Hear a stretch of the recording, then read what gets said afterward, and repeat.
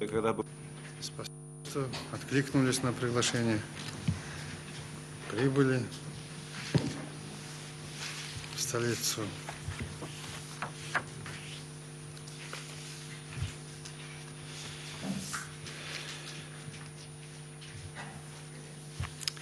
Сегодня встреча наша не случайная.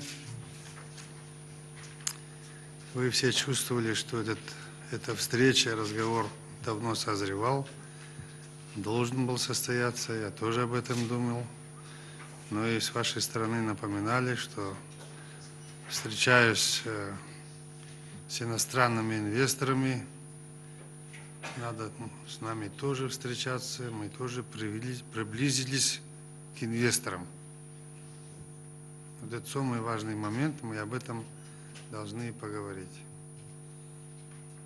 Детство ваше проходит, время, когда мне приходилось каждого и всех вас опекать, оберегать от всех невзгод, вытаскивать из ям, куда вы попадали часто, попадали потому, что вы начали бизнес при советских законах, когда вас всех, в общем-то, спекулянтами считали, а пока мы создали новые законы, вы ходили не там и не тут. Вы теперь же забыли все это. Но я отсюда все это видел, замечал, что придет время, именно таким способом, таким образом будет становиться наш отечественный бизнес. Время встречи хорошее. Как вам известно, прошлый год мы завершили с неплохими результатами, хорошим сбором средств в бюджет, с хорошими макроэкономическими показателями,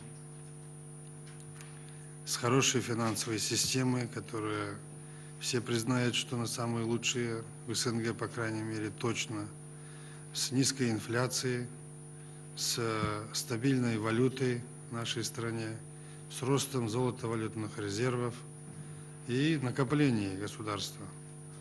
Благодаря этому мы смогли оказать многим слоям населения поддержку. Повысили низкие пенсии, самые низкие заработные платы учителям, врачам, Министерству обороны, судьям, вообще правоохранительным органам. Но можем сказать, что со следующего года мы можем провести следующий этап таких социальных благ для нашего населения. То есть общее улучшение экономики дало возможность показать всем населениям, насколько это хорошее дело. И в этом году полугодие, вот, по предварительным данным, которые получил только что вот, перед встречей с вами, говорят о том, что за первый год объем промышленной продукции растет на 13,6%. Это наибольший показатель с начала года. И он обеспечивается наметившейся тенденцией к росту производства именно обрабатывающей промышленности, что отрадно. 11,6% против 7,5%. Рост промышленного производства отмечен во всех регионах Казахстана. Практически выправилось положение там, где мы считали отстающими. Объем валовой продукции сельское хозяйство возрос на 4,6%, инвестиции в основной капитал за полгода на 33,5%. За первые полугодие индекс потребительских цен составил 103,7%, в июне он был наименьшим, 0,1%. Среднемесячная номинальная заработная плата в январе, в мае приросла почти на 20%, реальная больше 9%.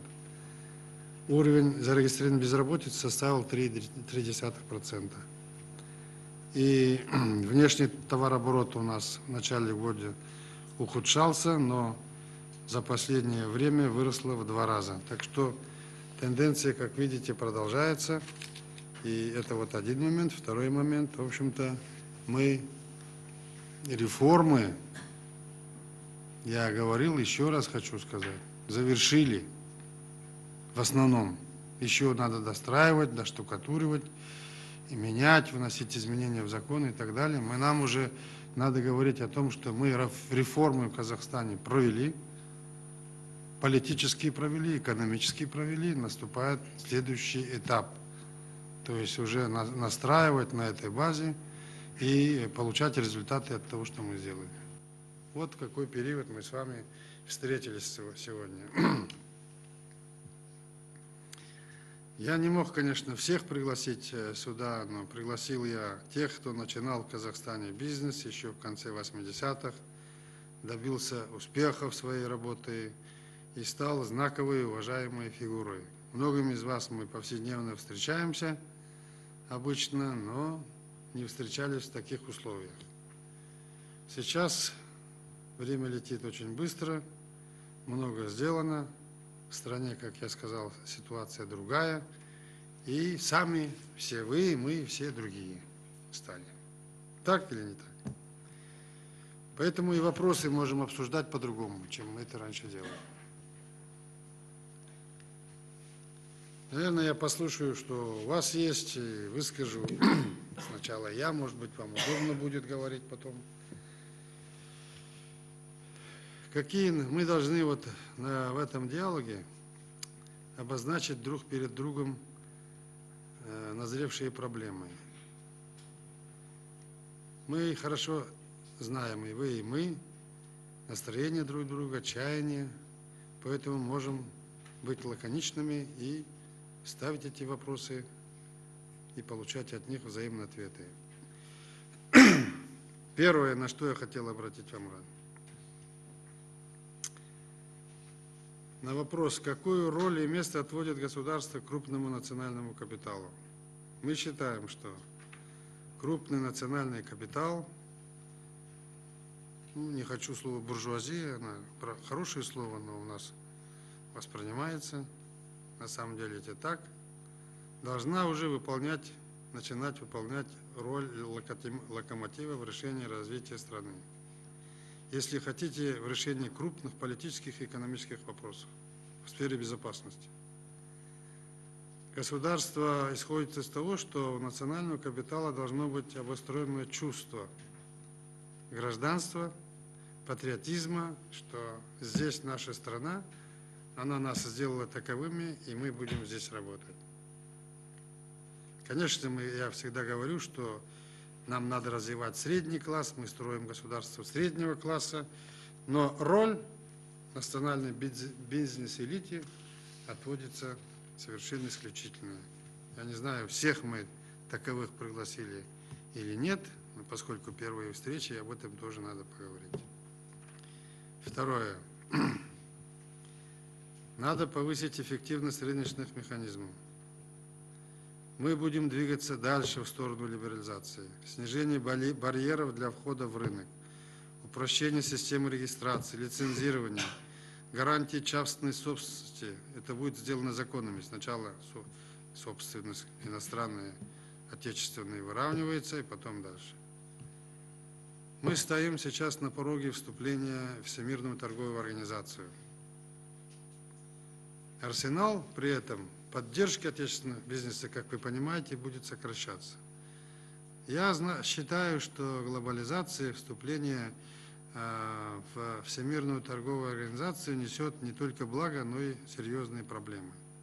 Поэтому мы долго ведем переговоры, делаем это вместе с Россией, чтобы защитить какие-то свои интересы. Большая глобализация, когда законодательство, договоры, которые мы заключим, возьмем на себя обязательства, оказываются выше, чем национальное законодательство, так что мы будем подчиняться договорам нашим, и мы своими законодательствами ничего не можем решить, с одной стороны. Те государства, которые развиты сегодня, имеют хорошую технологию, конкурентные товары, имеют возможность прийти в наш рынок, продавать эти товары, отсталые государства будут отставать. То есть при этом я не хочу сказать, что мы должны с глобализацией бороться, убегать от него. Это неправильная политика, так ведь? Надо туда идти, никуда не денешься. Готовиться надо. Поэтому отечественный бизнес должен к этому тоже готовиться. Первые годы, когда капитал национальной бизнес-элиты только накапливался, его фактически не было, мы сделали ставку на иностранные инвестиции. Мы смогли привлечь самые крупные иностранные инвестиции на душу населения в Казахстане, чем все СНГ и большая часть Восточной Европы. Мы это сделали. В объеме примерно 13-14 миллиардов американских долларов мы уже привели сюда. Этих денег, часть из них уже работает, а многое будет осваиваться с каждым годом. Только за прошлый год 2,4 миллиарда долларов мы ввели. Но ведь, как мне финансисты наши говорят, что у нас получается ликвидных денег в наших банках второго уровня, пенсионных фондах, Григорий Александрович, к 2 миллиардам приближается. Вот эти 2 миллиарда, я уже много раз говорю, это то, что Казахстан вообще может освоить в один год. Почему все, в том числе иностранные компании, не поворачиваются в нашу сторону? У нас не хотят брать эти кредиты, высокие ставки по сравнению с другими, или риск какой-то есть. Я недавно встречался с президентом компании «Глинкор», и когда он услышал, что у нас банк развития создан, он говорит, так мы будем брать у них кредиты здесь. То есть в чем здесь дело? Деньги вроде мы имеем, сейчас, наверное, встает проблема, как эти деньги куда вкладывать. И, наверное, созданием банка развития мы должны думать об экспансии в другие соседние государства, идти с этими деньгами. Здесь тоже мы пришли к определенному периоду, когда борьба внутреннего и внешнего рынка будет усиливаться. Государство тоже за это время накопило силы, средства, возможности. Вы это видите. Национальный фонд, банк развития, это все следующий этап, так сказать, мы говорим о своей возможности Казахстана дальше развивать, инвестировать, причем долгосрочно решать большие социальные вопросы.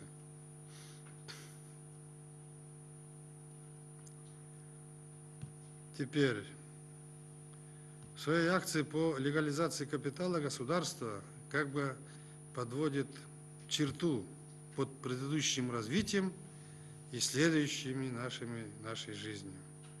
Для меня, например, лично не имело значения особое, хотя имеет значение, сколько денег поступит вообще-то. Мы дали гарантию людям, люди должны этим воспользоваться, я еще раз говорю. Значит, любой человек, кто нарушит конфиденциальность принятого закона, любой хозяин банка, банковский работник, он будет отвечать в уголовном порядке. Я еще раз хочу предупредить о конфиденциальности закона и что мы гарантируем, значит, что эти вклады будут обеспечены такой гарантией, никто их не тронет. Надеюсь, что вот это повлияет и принесут эти деньги. Но самый главный вопрос. 10 лет независимости. Прожили мы. Всякое было. Трудности. Одни говорили такие, другие такие. Но не бывает в истории, ни разу не произошло в таких переворотах, поворотах, чтобы была идеальная приватизация. Первичный капитал собирался во всех государствах, начиная с самых больших, самым разным образом. Гангстерами, даже бандитами с большой дороги. Слава Богу, таких громких не было у нас. Мелких было, которых, может быть, не заметила общественность и мир. Так складывается, но не хотим мы этого, конечно. Общество не хочет, простой народ не хочет. Но так складывается. Но раз так сложилось, мы молодое государство, я подумал, что надо подвести черту, 10 лет государства. Все, что было, пусть остается там. Дальше будем работать честно, транспарентно на государство, вкладывая эти деньги в страну. Но если так не будет, то это будет разочарование и другие размышления. Надеюсь, что именно для этого мы это сделали. С 1 января вступит новый налоговый кодекс. С 1 июля уже вступил сниженные ставки НДС. Скакимжанов здесь есть? Социального налога с 26 на 21%. Недавно снизили акцизы. Но при этом мы ждем от вас ответных шагов помощи правительству в дальнейшем развитии страны. В связи с этим, что я могу сказать? Вы должны мне сегодня сказать, вы будете выводить заработную плату из-под полы или нет, из-под тени?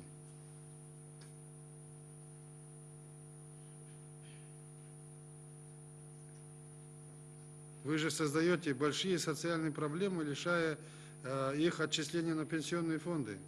Давайте работать цивилизованно. Или вы хотите, чтобы мы снова развернулись и по-другому начали налоги облагать на вас? Я думаю, вы этого не хотите.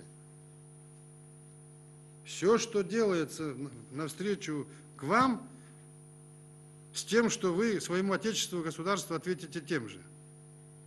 Как вы платите, мне абсолютно доподлинно известно, могу сказать, если хотите. Любого из вас за руку могу прихватить в любой день и повести, значит, в суд. Могу, я знаю, как это делать. Ну вот эти, понимая, что это трудно, много денег туда уходит, мы вот вам делаем все.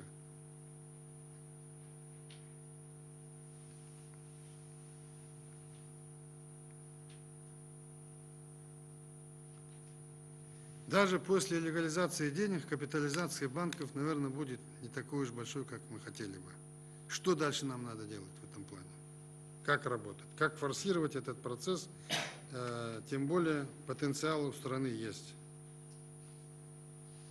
Речь не идет у кого-то отобрать и кому-то отдать. Вот надо тоже думать на эту тему.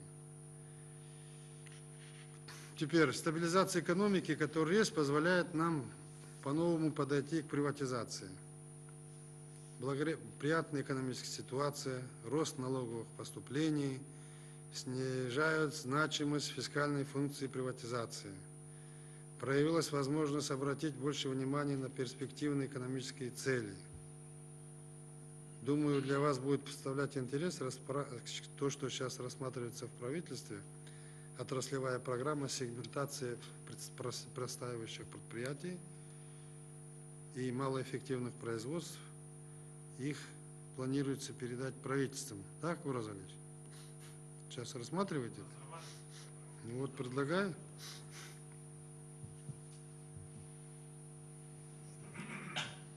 Почему капитализация отечественного капитала в общем такая слабая? Вот отдельные группы обратились ко мне, к моей радости, что мы будем консолидированно, корпоративно готовы выходить на крупные месторождения нефти. Я жду этого момента, как никто другой. На первых порах мы не могли не дать эти месторождения иностранным компаниям. Одна только компания «Шеврон» вложила за 4 года 3 миллиарда 700 миллионов долларов. Следующие 4 года вложат 4 миллиарда долларов, чтобы выйти на 19 миллионов добычи. При давлении на устье 700 атмосфер. Может, из вас кто-то забыл, как 1,5 года горела скважина? Никто в Советском Союзе не мог это сделать, кроме американцев. Кто эти деньги нам дал бы? Но, однако, 80% всех доходов этой компании идет в казну государства. Я не говорю о других компаниях, которые затратили большие деньги. Но ведь из 200 блоков мы пока определили им только 18. Мы не подходили к другим блокам Каспия, южнее. Мы не подходили к другим месторождениям. Вот если вы не будете консолидировать, а каждый по себе конкурировать и будете ходить со своими амбициями и не составляя корпорации, так сказать, группы, вместе выходить, никто из вас не осилит такой объем.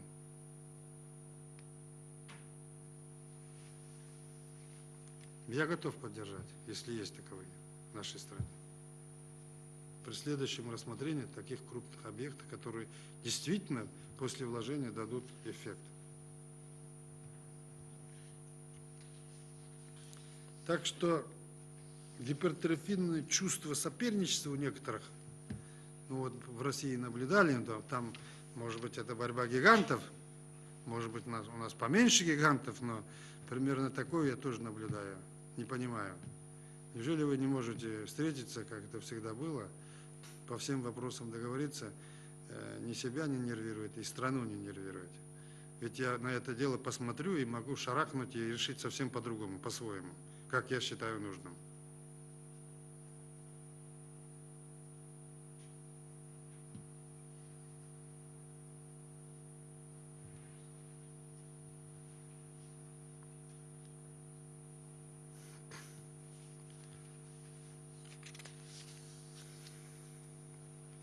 Время, когда государство должно было заботиться о вас, как о малых детях, прошло, друзья.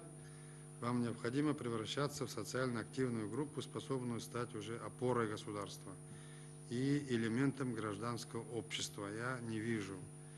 Наш форум предпринимателей, который есть, ассоциация промышленников и предпринимателей, сколько всего есть. А те люди, вы, без ложной скромности скажу, я вас своими руками создал за все эти годы. Через законодательство, через поддержку, убирали все препоны, все проверяющих, тысячи, сотни, сколько их было, покоя не давали, через исправление правового поля, совершенствование системы судебной, правоохранительной системы, создаем все эти условия. И вправе я надеяться, что именно ваш уровень должен стать основной опорой стабильности этого государства и основной поддерживающей силой политику, которая проводится в стране. Мной, потому что я за все отвечаю в этой стране нашей. За все. И где бы что ни случилось. Такова моя роль. А вот такого уже от вас как-то не слышится. Обычно и такое мы планировали, что бизнес крупный приходит во власть, из власти приходит в бизнес, но это не означает, что должно быть взаимное проникновение бизнеса во власти, а власти в бизнес. Вы меня понимаете, да? И это есть, нормально, когда приходят в бизнес, уходят из бизнеса в государственную службу, потом уходят. У нас полное смешение. Из бизнеса пришел, и со стороны, так сказать, будучи государственным служащим, начинает заниматься дальше своим бизнесом уже. Государственная должность использует для развития своего бизнеса. Вообще-то это уголовное дело. Хотя никого еще не наказали бы. Наказали ли?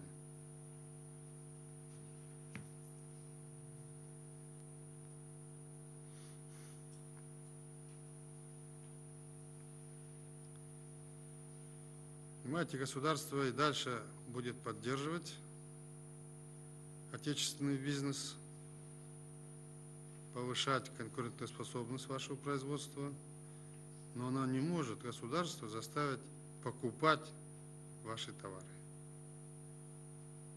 Поэтому, когда мы говорим о мастерстве маркетинга и менеджмента, я могу таких ребят на пальцах сосчитать, настоящих, которые умеют.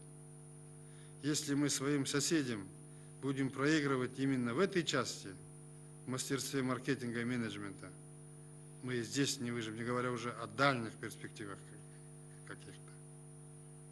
К примеру, большинство предприятий развитых стран работают на основе системы контроля качества.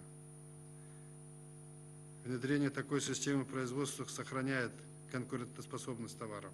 А у нас что? Теперь правительство проводит политику импортозамещения. Заставляем все крупные предприятия, наши инвесторы производить то, что им необходимо здесь. А вы этим должны заниматься тоже? Импортозамещением. Какая роль нашего бизнеса в этом вопросе?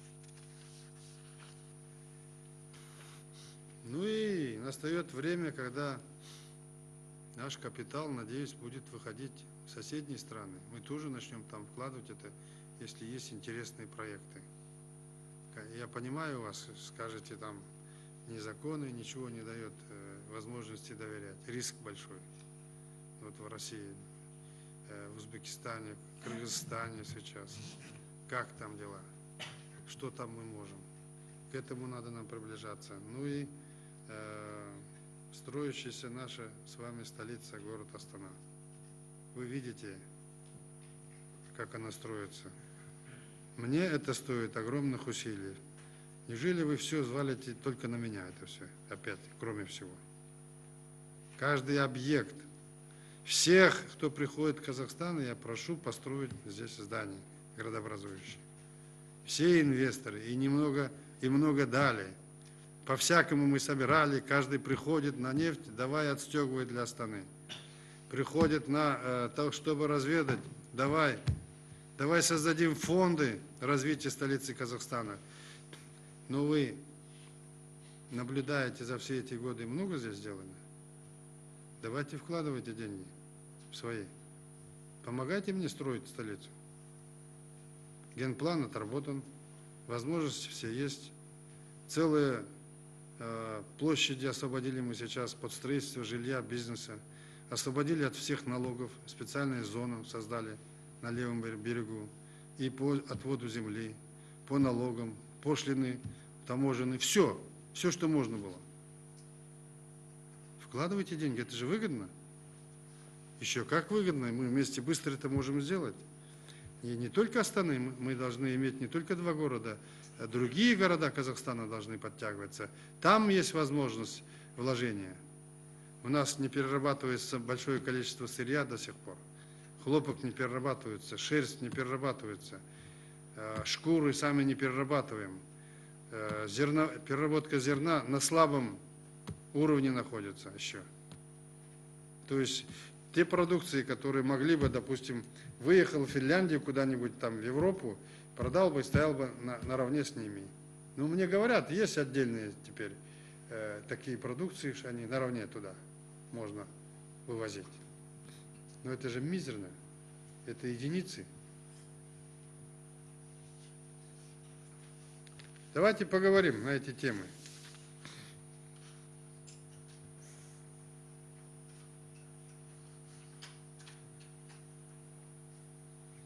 Может, мы что-то упускаем. Нам надо создать постоянный тоже коллектив, с которым надо встречаться, тет-на-тет, общаться с вами, говорить, рассказывать, делиться.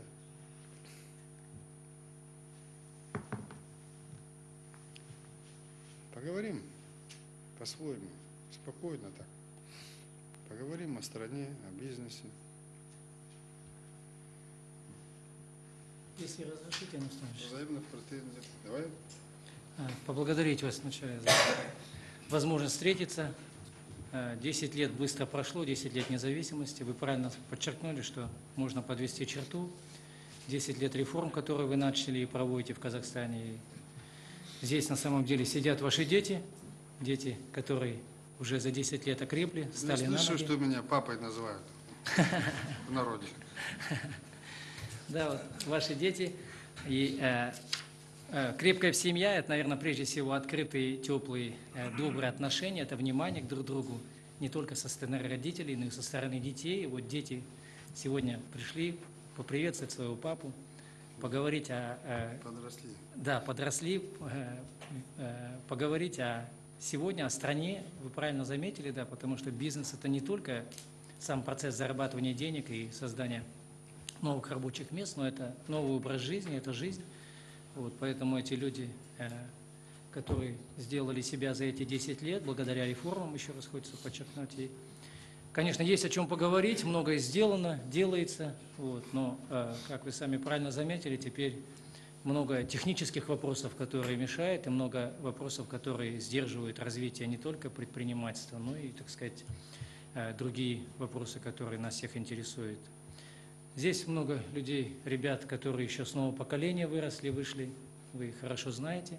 Много ребят, которые буквально за последние годы своей работы, своей энергией ворвались в бизнес, стали лидерами казахстанского бизнеса, регионального бизнеса. То есть здесь много ребят из регионов находится, много ребят, сельхозпроизводителей, то есть которые на селе работают, там особые тяжелые условия, вы тоже много внимания этому уделяете.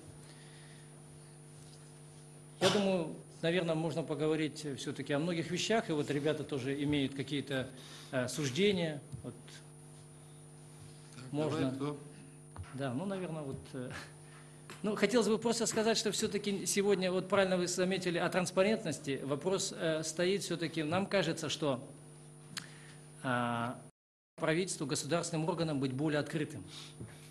То есть о некоторых решениях правительства, о некоторых постановлениях практически ни общество, ни бизнес не знает. Вот. О многих решениях государственных органов, министерств практически тоже ни бизнес, ни население, ни СМИ не знает. То есть вот эти вопросы, если ваше решение на законодательном уровне сделать открытыми, любые решения правительства, то есть любой бизнесмен может с ними ознакомиться через интернет, через пресс-конференции, через открытые контакты, тогда и быстрее бы бизнес знал о принимаемых решениях правительства, потому что часто как бы решение принимается, и общественность не до конца знает о результатах этого решения и о том, кому оно конкретно направлено. Постановления, может быть, и законы, которые принимает парламент, не только их публиковать в газетах, но и разрешить, опять-таки, через интернет, через другие формы. Сегодня каждый бизнесмен имеет интернет, имеет возможность войти в него. Все вопросы, которые рассматривает парламент, это тоже поможет знать бизнесменам законы, которые принимаются, каким образом они принимались, какие решения за этим стоят. То есть сделать более открытой эту систему принятия государственных решений, правительственных решений. Это бизнесу, я думаю, большое подспорье, особенно тем, кто находится в регионах, тем, кто не имеет возможность, допустим, просто через Алмату, Астану получать какую-то информацию. Таких вопросов, они есть много. Вот, один из них, может быть, так, для начала беседы. Ураз Андреевич, какие вы секреты выпускаете под одеялом? Я сам некоторые только пусть. Под одеялом и там оставляешь. Не, ну доступность принятых решений она есть. На самом деле и веб-сайт есть, и этих несколько, база юрист, потом база РЦПИ есть. Ну вот были скандалы в газетах, когда одно постановление просочилось в печать, и премьер-министр устроил выговор членам правительства, каким образом оно попало. Ну, здесь ощущение такое, что это доступно должно быть каждому, всем. Был скандал. Согласен с этим. Да. Так, еще. Вот у нас идея, вот Бахат хотел высказаться, вот Ержан, Мухтар, другие ребята. Бахат, старый банкир. Рустам Ильич, большое спасибо за эту встречу, за сегодняшнюю. В рублевых, да? Исчислениях. Большое спасибо за сегодняшнюю встречу. Мы, не скрою, встречались и вчера, обсуждали, говорили, и как сегодня построить разговор наш в целом. Я помню практически все наши встречи с конца 80-х, помню те вопросы, которые еще мы с Союзов кооперативов, Конгресса предпринимателей ставили. Тогда это были такие слезы о защите, да, просьбы о доступах к ресурсам каким-то системам. Но все базисно изменилось за 10 лет, глобально позитивно. Мы живем в другой стране. Я думаю, что просто сногсшибательные изменения, и всех это нас радует, это надо просто констатировать. За последние эти 10 лет мы попали в другую реальность. И сегодня ситуация в том, что назрел этот разговор, и разговор такой системный, что да, в стране сформировалась группы людей, которые за эти годы набрали опыт, связей, опыт структурирования проектов, формирования программ, завоевания и рыночных ниш, и с учетом и политических, и рыночных позиций. Собственно, они здесь сегодня присутствуют, поэтому позвольте, я хотел бы сказать о том, что вот встречи с президентом страны за эти годы, за 10 лет, они принципиально меняли вопросы, которые мы ставили. И сегодня, я думаю, мы все согласимся с тем, что бизнес-элита, как вы называете, она готова решать много государственных, серьезных задач по всему спектру вопросов, потому что это многомерная такая ситуация. Мы думаем, говорим сегодня о необходимости координации работы ресурсов этих групп, которые наработаны за 10 лет. Я бы не говорил о финансовых ресурсах, потому что это, наверное, действительно капитализация бизнеса казахстанского, она еще несерьезная, потому что любая крупная группа развивается посредством обязательств, долгов, кредитов, привлечений и так далее. Это создается такая форма, видимость крупного собственного капитала, но вот пример России показывает эти олигархические группы Березовского, Гусинского, которые, собственно, только за счет займов двигаются. У нас картина примерно та же.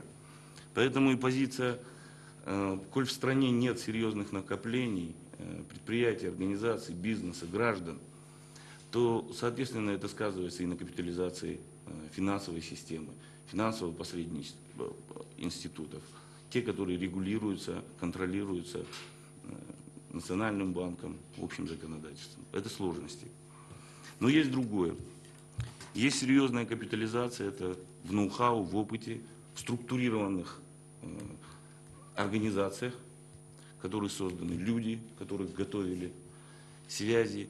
И поэтому возникла такая идея, какие нужны новые формы для того, чтобы эту капитализацию недооцененных активов в стране, а у нас их много, не только финансовые, и не только природные ресурсы, и не только геополитика, это и положение на рынках, и перспективы в интеграции страны. Каким образом это использовать? Одна из форм, о которой я думал, это система фондирования. Вот создание национального фонда – это одна из них. Система фондирования наиболее гибкая, наиболее и с позиции капитализации, и с позиции оценки широкая форма. То есть если бизнес сегодня может проявлять свои инициативы посредством формирования целого спектра фондов, фондов регионального развития, фондов отраслевых, фондов для реализации каких-то конкретных программ, тогда мы могли бы оценивать эти фонды и капитализировать в них не только кэш. Мы могли бы капитализировать недооцененные активы, как я говорил, здания, оборудование, недра, перспективы развития на том или ином рынке. У нас есть такой опыт анализа, мы делали, готовили такое создание Каспийского регионального фонда развития, ну на уровне, конечно, таком пока еще низком. Сформированные структуры бизнес-элиты, вот, которые в большинстве представлены сегодня здесь, они, конечно, могут договориться и договариваются. Но сегодня вот этот вопрос контакта, вашей поддержки, не столько защиты и поддержки, сколько координации. Это очень важная вещь, потому что развитие деловой активности предполагается осуществлять только в рамках государственных программ, государственной стратегии развития. Мы к сегодняшней встрече обсудили много вопросов внутри. Не совсем эффективны были институты, которые, или, может быть, они в свое время сделали свое дело, и конгрессы предпринимателей, и форумы. Но сегодня такой координирующий орган, нам кажется, был бы очень полезен в том плане, что бизнес, не претендуя на реализацию каких-то государственных функций, мог бы вот эти инициативы реализовывать. В целом комплекс вопросов и деталей там много, и в области капитализации, инструментария, каким образом эту капитализацию реализовывать. Но за эти годы финансовое посредничество, банки, мы серьезно опыт наработали с работой финансовыми инструментами для того, чтобы капитализировать посредством разных вещей. Не обязательно за счет накоплений на внутреннем рынке, но и во внешних тоже. То есть это вопрос решаемый, сбалансированность ресурсов, в том числе финансовых. Когда мы говорим о сбалансированности ресурсов для реализации той или иной инициативы, того или иного проекта или программы, мы сейчас уже, бизнес понимает, что это не только финансовые ресурсы, это человеческие ресурсы, это система организации, это целый комплекс вопросов. Поэтому вот на сегодняшний день я хотел бы сказать вам, что это понимание важности участия в судьбе страны, в ее развитии, в повышении ее конкурентоспособности и в регионе, и в условиях глобализации, о которой мы говорим, очень отчетливо понимает это бизнес, и мы готовы вложить все силы, средства во все то, чтобы двигать вперед. А конкретные проекты, конкретные программы, они есть. То, что касается Каспия, это очевидные программы. Возможность формирования программ на Востоке, скажем, которые бы базировались на глубокой переработке горного дела. Центр, хлеб определился как серьезный ресурс. Поэтому это мы можем прорабатывать. Вот идея сегодняшней встречи обсудить, может быть, понимание задач, которые вы ставите, Нурсултан Абишевич, есть однозначно. Второй момент – это структура организационная. Каким образом можно было бы эту координацию проводить? Понятно, что сложно это осуществлять в рамках государственных министерств, ведомств и так далее. То есть так или иначе это будет такое очень соприкосновение. И я понимаю, что множество задач в условиях сокращения государственного аппарата остается в поле как бы бизнеса. Поэтому какой-то формат вот такого координирующего органа, видимо, может быть, был бы разумен. Берег и Маша. Агентство. Давай. Вот он координатор от правительства. Член правительства. Вопросы малого, среднего бизнеса. Ну или ты крупного не берешь? Вот. Я специально его среди вас вытащил. И совместили мы антимонопольные и в то же время бизнес. Это действительно в одном месте должно быть. Как орган, который защищаешься. Если, Бахат, ты имеешь в виду что-то другое, ты конкретнее скажи. Что за организация? Когда орган антимонопольной поддержки по предпринимательству, он реализовывает задачи, которые в свое время ставились и Конгрессом, и форумом. Это и вопросы законодательства, и вопросы поддержки в целом правового поля предпринимательства. Я говорю о других, может быть, участии бизнеса вот в каких-то целевых программах. То есть это не в целом бизнес-среда для малого среднего бизнеса и защиты конкуренции. Я имею в виду, ну, собственно, какие-то целевые программы, может быть, отраслевые, может быть, региональные. То есть мы можем аккумулировать эти ресурсы и сконцентрировать их. Вот, например, сейчас Архе нужна железная дорога на севере, между Кустанаем и Актюбинском, 240 километров. Эта дорога на $16 с тонны снизит стоимость перевозки до октава. Явно выгодные. Вы можете синдицированный займ дать, собравшись между собой? Кто, какой орган? Это же явно выгодно, туда можно вложить. В конце концов, даже отечественные инвесторы будут, если вкладывать, в кое-каких случаях государство может дать гарантию, такую же, какую дает там иностранцам. Почему нет? А сейчас государство имеет возможность софинансировать, с вами идти. 50% государства, вы идете 50% инвестировать. Вот о чем идет речь. Можем же мы это? Ну вот синдицированная защита вкладов мы же делали, вот, корпоративные. Люди пошли, банки объединились и дали, страховали вклады населения в прошлом году. И вот об этих таких. Специалист по синдицированным займам, свой среди чужих, чужой среди своих. Где только Мухтар за эти 10 лет не работал, вот Мухтар Аблязов, наверное, тоже хотел сказать. Почему он чужой? Ну, я имею в виду, что он в правительстве работал, Он там же, вроде бы как-то так. он же никуда еще не... Везде стою просто. Но это больше шутка, да. Александр, я здесь... Смотри, же автомобильные дороги. 2000 километров на следующий год задачу ставим. Восстановление автомобильных дорог. Всегда был самым интересным бизнесом. Вкладывание денег.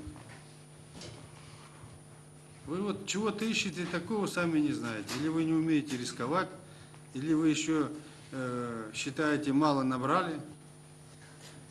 Я не говорю о сельском хозяйстве, куда вообще надо идти в условиях Казахстана. Я думаю, здесь в большей степени проблема в том, что нет соответствующих программ, презентации со стороны правительства тех или иных проектов, потому что вот те крупные проекты, о которых говорите, безусловно, банки будут финансировать эти проекты, потому что они однозначно выгодные. И я здесь хотел бы привести, Нурсултан Абишевич, пример, когда в 1993 году та программа, которую сейчас все ругают, и прокуратура хочет по ним разбираться, на самом деле она дала такой толчок развитию бизнеса, что, наверное, только вот многие, может быть, те, кто участвовал или соучаствовал в этих процессах, понимают, насколько это повлияло. Я имею в виду, когда была объявлена программа инвестиционных приватизационных фондов, когда собирались купоны, когда огромное количество населения в этот процесс вовлекалось и объяснялись и пропагандировались идеи, вот этого сейчас не хватает. Вот, в частности, мы говорим о том, что национальный инвестор за 10 лет созрел. Да, это так. Теперь стоит вопрос, куда его направить, этот капитал. Эти проекты есть. Вот вы говорите, что вот такие проекты есть. И необходима активная презентация со стороны правительства. Я здесь несколько слов хотел бы сказать о Каспии. Мы все видим, что Каспий – это стратегическое направление инвестиций западных инвесторов, крупнейших западных компаний. И, безусловно, наш национальный капитал тоже хотел бы в этом участвовать. Но вопрос в том, стоит, что так же, как инвестиционные и приватизационные фонды, должна быть разработана специальная программа, в том числе и по Каспию, чтобы мы видели, каким образом мы можем участвовать, чтобы эти предприятия, эти проекты росли вместе с страной. То есть страна становится известной, активной, двигает свои проекты, растет также бизнес. Вчера мы были директорами магазинов, сегодня уже сидят руководители крупнейших банков, предприятий, именно благодаря тому, что в 1993 году дали толчок развитию бизнеса, потому что объяснили, куда нужно идти, что хочет государство. Именно этого сейчас не хватает. В 1993 году я тебя забрал с собой в первую поездку в Америку. Да. Ты представлялся как крупный машиностроительный завод. Я хотел объяснить. А Булат говорил, что он, значит, производитель продукции и строит по всему Казахстану супермаркеты. Да, Тогда Райбек был тогда нефтяной не король. было. Но через 10 лет... А Нурлан Смагулов говорил, что он какой-то крупный вообще. Автомобильной компании крупнейшей. Автомобильный, да? Да, ну Ставич, это все реальность. Это вот буквально на самом деле за 7-8 лет все это Мы о планах произошло. говорили. Да, то есть здесь очень важно, именно чтобы государство показывало, куда надо двигаться. И поэтому я считаю, что вот этого не хватает. Теперь вот мы сейчас все время говорим о том, что денег много. На самом деле деньги обладают таким свойством, что их всегда не хватает. Мне кажется, это ошибочный тезис. И вот сейчас, на самом деле, скажем, год назад действительно, наверное, денег было на каком-то этапе много. Неожиданно, на самом деле, потому что кризис как-то быстро пришел, быстро ушел, и вот такое счастье нахлынуло, и поэтому все сначала метались, не знали, куда деньги вкладывать. На самом деле, сейчас деньги, я считаю, что банки очень активно вкладывают в экономику, и сейчас уже другая проблема. Чтобы, вот вы проблему обозначили, что деньги, почему они недолгосрочные, почему они не такие дешевые. И я хочу сказать, что в этой части тоже необходимо проводить политику. Здесь, наверное, банкир расскажет, какие препятствия существуют. Я хотел бы сказать несколько слов о тех же деньгах, но которые находятся как бы сбоку, не работают в экономике, о нефтяном фонде. Дело в том, что сейчас, как бы, я считаю, в правительстве присутствует как бы определенная фискальная направленность. То есть нет баланса между экономической направленностью и фискальной. Все время вот у нас идет доминирование сначала фискальной, потом в какой-то момент неожиданно наступает равновесие, потом опять доминирует фискальное направление. Это если проанализировать все решения правительства в части налогового кодекса, в части того, как деньги накапливаются. На самом деле деньги должны не только накапливаться, но они должны работать, на мой взгляд. Когда вот был кризис в 1998 году, значит, я считаю, что очень большое достояние страны было то, что была высокая степень либерализации экономики. И вот сейчас даже в России ездишь и смотришь, просто поражаешься, насколько разница между нашей страной и Россией. То есть мы все время себя с Россией сравниваем. На самом деле, по многим отраслям мы просто ушли далеко вперед. А это в большей степени связано с либерализацией и с тем, что экономика очень сильно развита на нижних слоях. Чтобы это было еще лучше, еще сильнее, я считаю, что процентов 15-20 от тех накоплений от нефтяного фонда необходимо инвестировать в экономику. Не прямо государство, потому что государство этим должно заниматься. Есть институты, финансовые институты, банки второго уровня, которые обладают этими возможностями. Сейчас получается, что эти финансовые институты получают международные аудиты, рейтинги, выходят на международные рынки, привлекают деньги под 10-11 годовых. В свою очередь, я убежден, что Национальный нефтяной фонд размещает деньги дешевле. То есть фактически мы эти же деньги обратно втаскиваем в экономику, но дороже. Маржа остается на Западе. Безусловно, на случай критических ситуаций, конечно, деньги нужно иметь в запасе. Но процентов 15-20, я считаю, что это миллионов $200, наверное, в год. Есть смысл среди тех банков, которые... Работаю с Саватом. Это немного другое. Банк развития – это вот именно те крупные проекты, которые размером 50, 100, 200, там, Вы так 40 сказали, долларов. но это не обязательно. Не обязательно только это. Вот. Есть и другие проекты.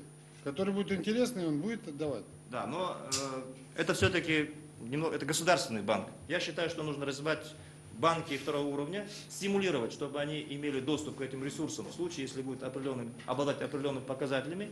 Тогда банки будут капитализироваться, увеличивать, наращивать капитал, потому что требования будут по капиталу. Вот. Мне кажется, это очень большой стимул. Правильно говоришь, я тебя поддерживаю, но в одном. Вот ты тогда начинал разрабатывать промышленную политику, потом другие начинали. Я сейчас спрашиваю, вот на днях у Ураза Алиевича, у нас в правительстве есть четкая программа промышленной политики, которая развивает обрабатывающую промышленность, наукоемкую промышленность, новое производство, на которые мы будем отвлекать людей, не все время сидеть на что будет с нефтью и газом, как конъюнктура цен будет вот так вот болтаться. Вот если были бы такие объекты, эти деньги накапливаются для того, чтобы вкладывать, как ты говоришь. Без вопросов. Но проект такие есть. Я вот как раз когда говорил, что существует фискальная направленность, я не говорил, что это плохо. Я хочу сказать, что должен быть баланс. Этого баланса нет. Скажем, финансист у нас превалирует в правительстве по силе, по качеству работы.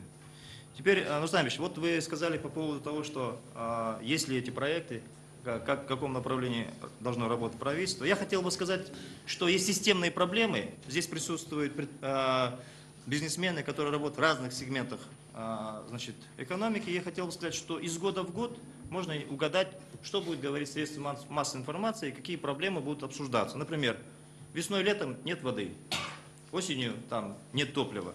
Они из года в год повторяются, на юге будет проблема с электричеством и так далее. То есть это очевидные системные проблемы и необходимы структурные реформы. Я хочу сказать, что сейчас на юге вообще ситуация с водой, особенно в Алматинской, Жамбульской, там, где особых серьезных проблем не было, проблемы есть, серьезные. Никто этим серьезно не занимается. Каждый год одно и то же. То есть нет структурных реформ. Вы говорите, почему там хлопок не перерабатывается, почему там по тканям нет. Опять же, структурные реформы в отраслях, в сельском хозяйстве, легкой промышленности, к сожалению, далеко отстают от реалий сегодняшнего дня. Очень серьезно отстают. То есть этого нет. Я вот прошу прощения, что вот как бы критикую. Пожалуйста, пожалуйста, критикуй. Да?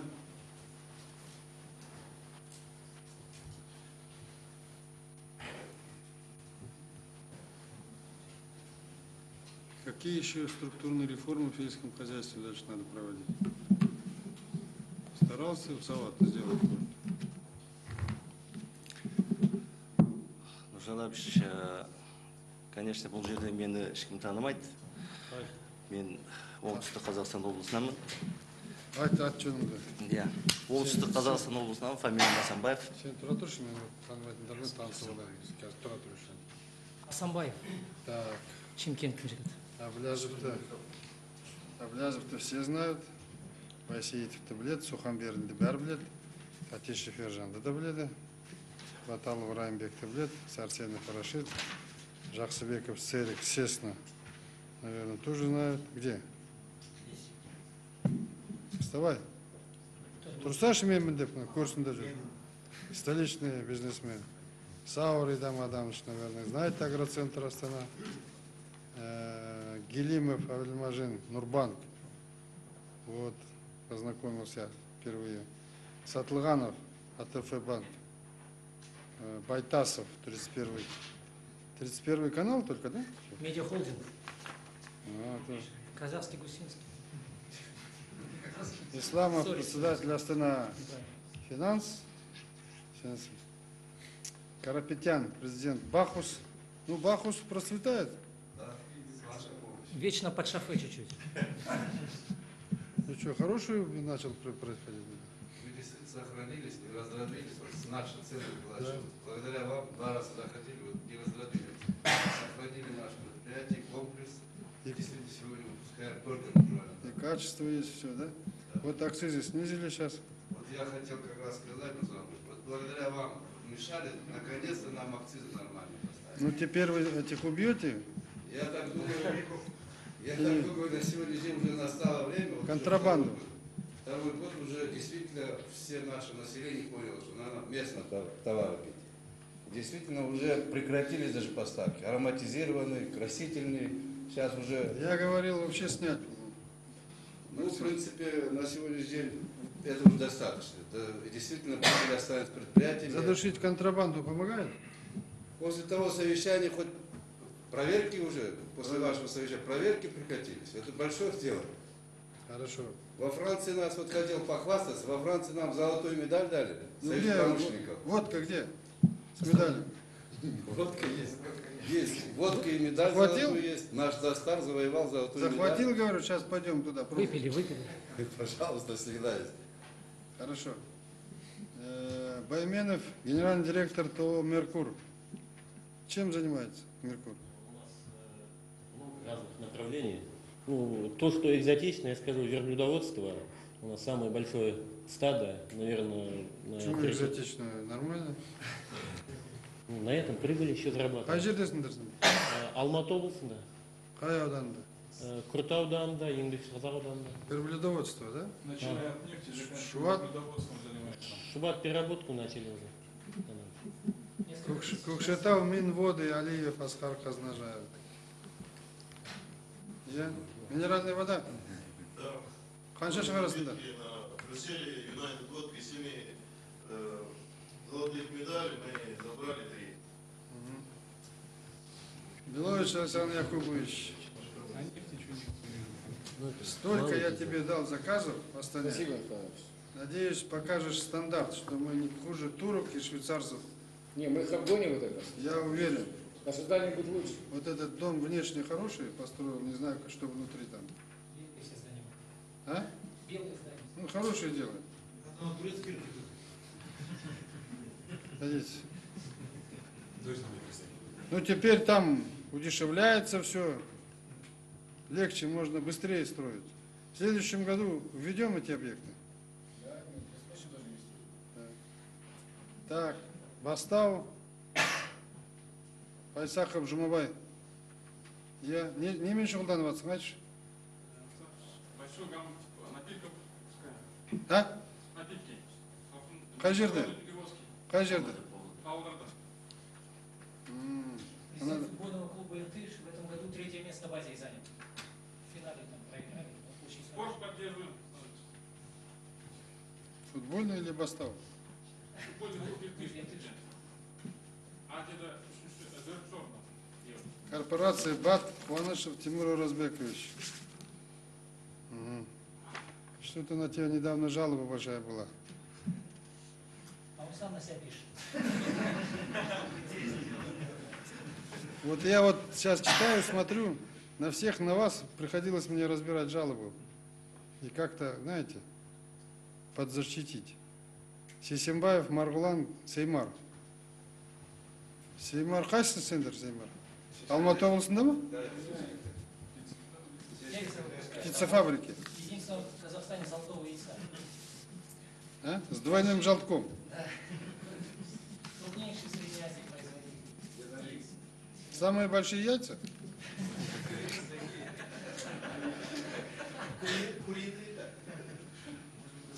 Садхамбаев, Семейсу. Мы недавно встречались с ним. Саргабаев, корпорация «Акцепт». Вот этот шумный «Акцепт» вообще. Шуму столько наделали. Чем сейчас «Акцепт» занимается? Ну, цвет стеклоножного гвоздя, трансформационные технологии, это производство удобрений и производство промышленных взрывчаток. Взрывчатки. Генеральный директор «Оксиагро» Топченко. А где вы работаете? А? Импортозамещающая продукция, сухое молоко, сухой цельный, сухой жирный, масло. Где? Северный Казахстан, Северо-Казахстанская область, Сергеевка, Тайнши, Тимирязево. Асанбаев, Турсумбек, Южполиметалл. Сенсің ғой? Мінекей келдің ба? Тұрып қалдың енді, сен ренжіме бізге? Ойыңды ойлап тұр. Атырау балық, Долгих Сергей Николаевич. Ну как в этом году балық? Спасибо. Опять же, вот я не буду оригинален, благодаря вашей помощи и вниманию в этом году нам удалось, просто я считаю, блестяще защититься в Париже против введения моратория на экспорт нашей продукции. Благодаря тому, что мы наладили именно охрану ее ресурсов на Урале и на Новом Каспийском море. Наладили? Да, наладили. Строительная фирма «Мотив». Михайлов Олег Владимирович. Нету. Генеральный директор «Фудмастер» Сейфуллин Цакен Уразбеков. Ну, хороший «Фудмастер». Молодец, развернули они по этим делам. Алла, дать сөзіңді. Нұрсұлтан Абишевич, біз закрытое акционерное общество «Южполиметалл», бұрынғы Шымкент қорғасын заводы, оның құрамында сонымен қатар бұрынғы комбинат «Ташполиметаллдың объектілері. Қазір құрамында қорғасын завод, обогатительная фабрика Кентауская, механический завод, металлургический завод Ачисайдағы, поселоктағы, сосын 2 ТЭЦ, қалада ТЭЦ-1, ТЭЦ-2, и содан кейін 2 рудник, біреуі Қарағандыда, біреуі Кентау қаласында. Осы акционерный обществоның құрамына кіреді. Қазір 3000-ға жуық адам істейді, средний зарплата 13 000 теңге.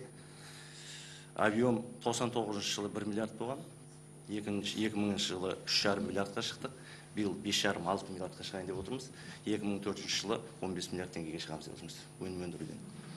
Жаңа производстволарды іске қосып жатырмыз біртіндеп. Заводтан басқа фабриканы біз бизнес элитаға кірмейміз, бірақ дегенмен промышленникпіз. Промышленность болғаннан кейін сол біз өзімше ойлаймын, сол сіздің осы жаңа жігіттер айтып жатыр ғой, мынарада заңдар әлі кемшілік, программа жоқшылық, басқа нәрселер мүмкіндік жасалмай жатыр деп. Менімше барлық жағынан да мүмкіндік жасалған. Заңдардың, керек заңдардың барлығы қазір бар, программалар бар, направлениелердің барлығы определены. Поэтому бұл жерде менімше ешқандай айтатын сөз жоқ, жұмыс істеу керек шығар тек қана. Соның басты мәселесі есемді айтар едім, мысалға бізді егерде кастингпен алып қалайтын болсақ, кастингтің біз 4-тен 1-ақ құраймыз. А бірақ кастингтің жағдайын алып қараңыз, Бухтерменский ГЭС себестоимость электроэнергии 50-60 теңге, алу 50-70 теңге тиын. Жанында Малеевский рудник, транспортный расход жоқ вообще. Плечо Россиямен 160 километр. Оборотный средств вообще ешқандай еш нәрсені де керек етпейді, оборотный средств жетеді. Толық болмаған. А бізде 94-95 жылы заводтың бәрі тоқтаған. Фабрика вообще 6 жыл жұмыс істемеген. Оборотный средства жоқ. Дегенмен